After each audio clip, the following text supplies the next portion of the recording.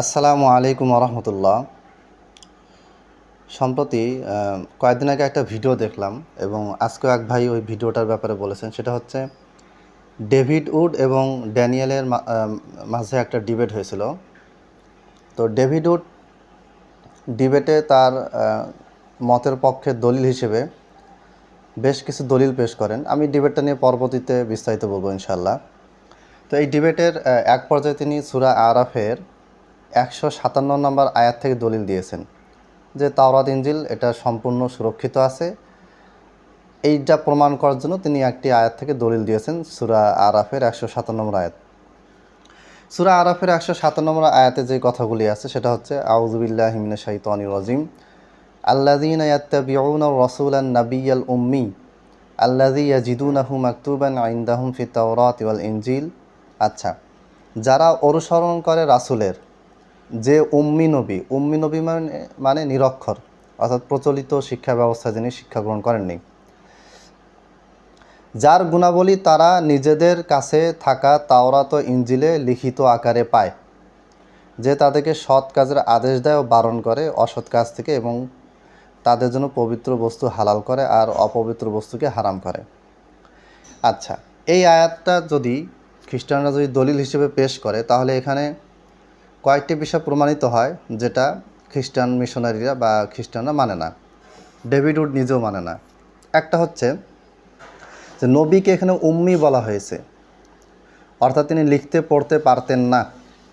তো যে ব্যক্তি লিখতে পারতেন না, পড়তে পারতেন না, তাকে উম্মি বলা হচ্ছে। সেই ব্যক্তি কিভাবে বাইবেল থেকে, তাওরাত ও ইনজিল থেকে কপি করে কোরআন লিখতে পারেন? এখানে এই জিনিসটা প্রমাণিত হয় যে তাদের ধারণা ভুল। 2 নম্বর হচ্ছে ইয়াজিদুনাহু মাকতুবান ইনদাহুম ফিত তাওরাতিল ইনজিল, তাদের কাছে যে তাওরাত ও ইনজিল আছে, অর্থাৎ নবী সাল্লাল্লাহু আলাইহি সাল্লামের সময়, সেই সময় কাফের মুশরিক যারা ছিল তাদের কাছে বিদ্যমান তাওরাত ও ইনজিল যা ছিল সেইখানে কি করা আছে, মুহাম্মদ সাল্লাল্লাহু আলাইহি সাল্লাম সম্পর্কে বলা আছে। তাহলে বোঝা যাচ্ছে যে শেষ নবী মুহাম্মদ সাল্লাল্লাহু আলাইহি সাল্লাম হবেন, এটা তাওরাত এবং ইনজিলে উল্লেখ করা আছে। এবং আমি একটা বইয়ের কাজ করতেছি, সেই নবী তাওরাত এবং ইনজিলে একজন নবীর কথা বলা আছে, ওই নবীটা আসলে কে, ব্যক্তিটা কে, সেটা তাওরাত এবং ইনজিল থেকে অনেকগুলি উদ্ধৃতি দিয়ে প্রমাণ করা হয়েছে। আচ্ছা, তো এইখানে এই আয়াতে বোঝা যাচ্ছে যে তাওরাত এবং ইনজিলে মুহাম্মদ সাল্লাল্লাহু আলাইহি ওয়াসাল্লাম সম্পর্কে বলা আছে, ভবিষ্যৎবাণী করা আছে, যেটা ডেভিড উড নিজেও মানে না, খ্রিস্টানরা মানে না। 3 নম্বর পয়েন্ট হচ্ছে যে তাওরাত ও ইনজিল তাদের কাছে আছে। তো তাদের কাছে আছে বলতে এটা প্রমাণিত হচ্ছে না যে কিয়ামত পর্যন্ত এটা বিশুদ্ধভাবে প্রত্যেকটা অক্ষর বাক্য বিশুদ্ধভাবে ছিল, আছে এবং থাকবে, এটা প্রমাণিত হচ্ছে না। এই আয়াতে ওই ধরনের কোনো বক্তব্য নেই। ডেভিড উডের মূল উদ্দেশ্য ছিল যে এটা প্রমাণ করা যে তাওরাত ইনজিল আছে, বিশুদ্ধভাবে আছে, 100% সহিভাবে আছে, এটাই কোরআনে বলা হয়েছে। মানে কোরআন বলতেছে যে তাওরাত ইনজিল ঠিক আছে, কোনো বৈপরীত্য নেই। ভালো কথা। যদি তাওরাত ইনজিল যদি 100% ঠিক থাকে, কোনো রকম বিকৃতি যদি না হয় এবং কোরআন যদি এটা সাক্ষ্য দেয়, তাহলে এই কোরআনের এই আয়াতেই তো বলা হচ্ছে যে তাদের কাছে থাকা, ইহুদি এবং খ্রিস্টানদের কাছে থাকা তাওরাত ও ইনজিল যেটা আছে সেখানে কি করা আছে, মুহাম্মদ সাল্লাল্লাহু আলাইহি সাল্লাম সম্পর্কে বলা আছে, তিনি আসবেন, তিনি প্রশংসিত, অনেক কিছু বলা আছে।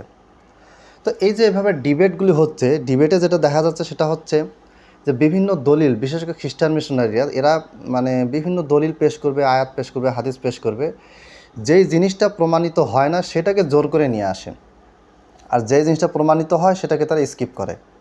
এই ডিবেটগুলি দেখলে তার মানে যদি আপনি একবার দেখেন কথার মারপ্যাচে কে কাকে মানে ঘায়েল করতে পারে, যদি কথার যুক্তির দিকে আপনি তাকান তাহলে কিন্তু বুঝতে পারবেন না। কিন্তু যদি তাদের দলিলগুলি সম্পর্কে আপনি যদি পরে যদি ঠান্ডা মাথায় চিন্তাভাবনা করেন তাহলে দেখবেন যে অনেক দলিলই আছে যেই দলিলগুলি এই ডেভিড উডেরা পেশ করে, নিজেদের পক্ষে পেশ করে, কিন্তু এই দলিলগুলি আসলে তাদের বিপক্ষে যায়।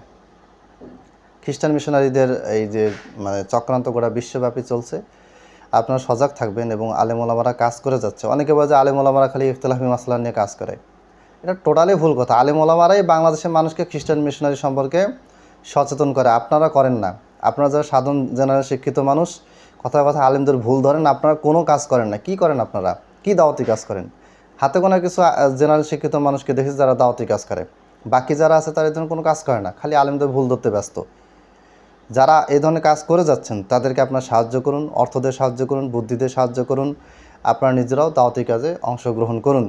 ইনশাআল্লাহ বাংলার জমিন থেকে খ্রিস্টান মিশনারিদের অপতৎপরতা দূর হবে এবং বাংলাদেশকে যে খ্রিস্টানদের একটা কি বলে প্রভিন্স বানানোর চেষ্টা চলছে, প্রদেশ বানানোর চেষ্টা চলছে, এটা ইনশাআল্লাহ বাতিল হয়ে যাবে, ভণ্ডুল হয়ে যাবে, এটা সফলকাম হবে না যদি আমরা ইমানদার মুসলমানেরা কী করি এই ব্যাপারে সচেতন থাকি এবং আল্লাহর উপর ভরসা করে লিখিত এবং মৌখিক বক্তব্যের মাধ্যমে এর বিপরীতে যদি আমরা অবস্থান নেই, তাহলে আল্লাহ তাআলা আমাদেরকে ইনশাআল্লাহ বিজয় দান করবেন। আসসালামু আলাইকুম ওয়া রাহমাতুল্লাহ।